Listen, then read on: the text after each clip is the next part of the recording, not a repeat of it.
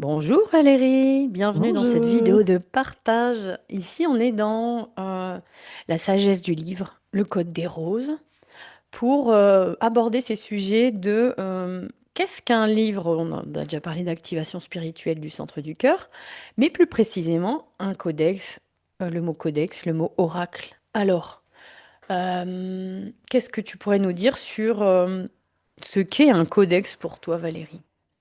Et ben moi, je ressens que ce terme codex, c'est vraiment pour faire référence à une série de textes sacrés qui vient expanser la conscience. C'est-à-dire, en fait, au lieu de juste des mots dans un livre, il y a quelque chose qui vient démarrer un processus intérieur qui est dans le sens de l'expansion organique du mouvement de la vie pour la conscience. C'est-à-dire que notre perspective, elle va changer. À force de plonger, travailler et en particulier utiliser cette médecine du son à voix haute, ces activations comme à la fin du livre Le côté rose, vient réagencer également la perception qu'on a de nous-mêmes et cette reprogrammation cellulaire jusqu'au noyau de notre cellule, jusqu'à notre ADN. Donc il y a vraiment, c'est ça qui fait la différence entre un livre classique qu'on va lire et un codex à mes yeux. Ouais, c'est ça. Et puis ça active des points aussi somatiques dans le corps. Donc ça rend vivant aussi le lien que tu as avec ton livre. C'est comme ça qu'on dit aussi que c'est vivant. C'est que ben, t'es pas au bord de la plage en train de siroter un petit cocktail et juste à lire un roman. Voilà, il se passe des trucs même quand tu es assis. Tu peux aussi siroter un petit cocktail de fruits. Mais tu vas peut-être ressentir des sensations. Là, on est focus sur le centre du cœur. Donc activer des clés, des portails somatiques dans ton cœur. Voilà. Ok. Tout à fait. Et en fait, cette transmission vivante qu'il y a dans ce livre, cette transmission d'énergie, fait de ce livre également un oracle. Alors, est-ce que tu peux nous en dire un peu plus sur cet art oraculaire? Oui. Alors nous, en tant que auteur, déjà commencé à jouer, puis aussi pour, c'est enfin voilà, c'est Mère Marie, notre guide, et puis les dragons qui nous montrent la voie de comment l'utiliser, et aussi pour que toi-même, en tant que accompagnant aussi, si tu es dans ça, leader de paix, donc travailleur de lumière ou autre, eh bien, souvent on dit un oracle, on voit des cartes, il se passe un truc. Ben là, le livre, on peut, c'est dans l'utilisation déjà, ça me vient comme ça.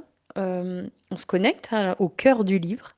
Moi, je le pose sur moi et puis après, je respire dans le souffle, dans cette calibration du point zéro et j'ouvre.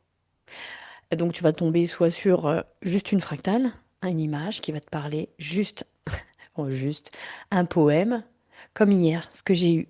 J'ai activé les deux phrases d'un poème sur une page d'une sagesse, d'une pétale, et la personne m'a dit quoi? Donc j'avais déjà quelqu'un qui était... Et donc, on a lu tout le poème. Et là, l'activation de codes de lumière et énergétique, tout ce qu'on a encodé dans la fractale sous le poème, et le poème en lui-même, ça a fait un champ énergétique énorme, quantique multidimensionnel, et on s'est reçu.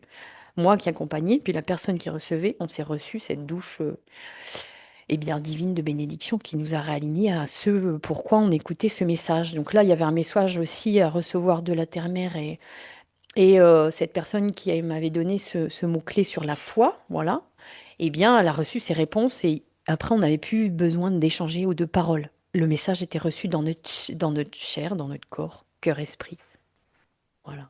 Tout à fait. Merci pour ton témoignage. Effectivement, j'ai fait aussi ce matin l'expérience, même dans un environnement qui était plutôt bruyant et puis mouvementé, très, très vivant, où effectivement, avec le code des roses, je voyais en fait les champs d'énergie, je voyais les codes que certaines personnes recevaient quand elles étaient réceptives à ces formes, à ces fractales ou à certains mots de sagesse qu'elles lisaient. Et ça, c'est vraiment, vraiment intéressant de voir en fait cette transmission vivante en action.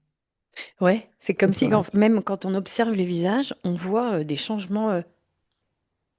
Mais et que les personnes, enfin nous on est ce témoin, on D'énergie. voit, ouais, c'est voilà. Donc dans Oracle, il y a aussi, on a l'habitude quand on tire des cartes d'avoir un petit livret, nanan. Là le livre il est vivant, donc ça apprend aussi la personne, donc aussi bien nous qui l'avons écrit, à recevoir les messages En direct, sans intermédiaire, ni par... Enfin voilà, le livre, c'est juste un outil intermédiaire. Mais là, le flot de messages, ça arrive direct depuis ta couronne ou enfin ta porte d'entrée pour recevoir tout ça dans ton corps. Donc, ça apprend aussi à être nous-mêmes un oracle. Celle qui, comme Marie-Madeleine, hein, bah, celle qui reçoit les messages du divin pour pouvoir bah, les véhiculer pour elle-même et ou pour la personne que tu es en train de servir, quoi.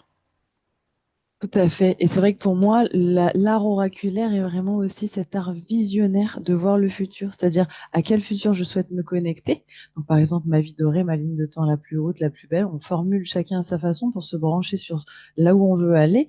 Et c'est vrai que moi, comment je fonctionne dans toutes mes formes d'art, c'est plutôt de me connecter à ce qui existe déjà dans le plus grand potentiel pour l'amener Dans de ton la présent. façon la plus clarifiée, en fait, déjà ici, ici. Et c'est vrai que donc cet art aussi intuitif, et c'est l'art des prophètes et des prophétesses également. Ah, chouette.